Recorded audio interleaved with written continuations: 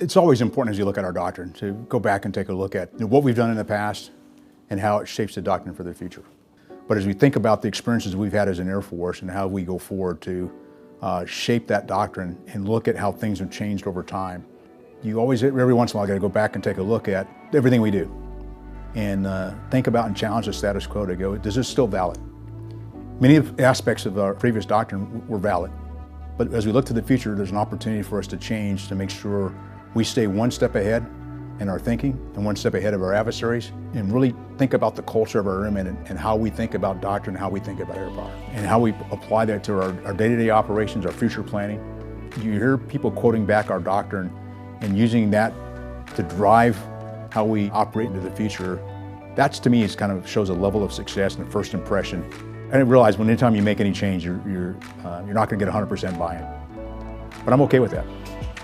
I think the thing that makes us better sometimes is the diverse thought that comes in. People have different perspectives.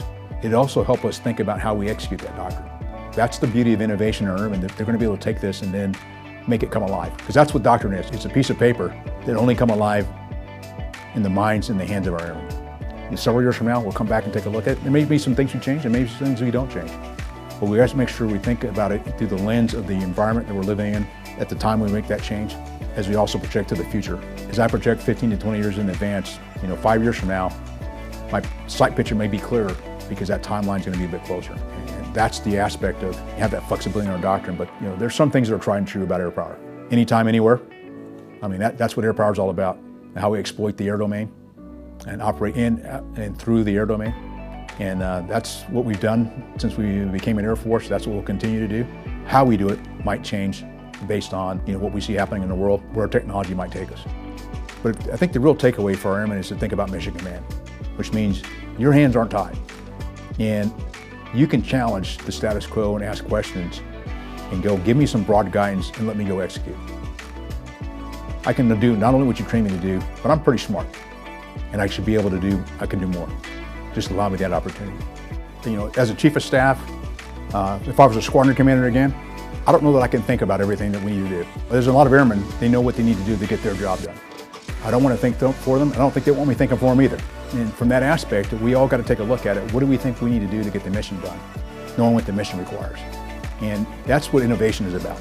We're airmen to best figure out how best to do this, and whether it's to pick up the wrench because you see it, or you go, you know what, we don't need that wrench because we already got two more already in the tool band that we're going to take with us. And it's one more piece of equipment that we probably don't need. We're trying to be light, mean, and agile. And that's what I'd like for airmen to take away from that, but also understand what air power is. And every one of our specialties inside of our United States Air Force contributes to air power.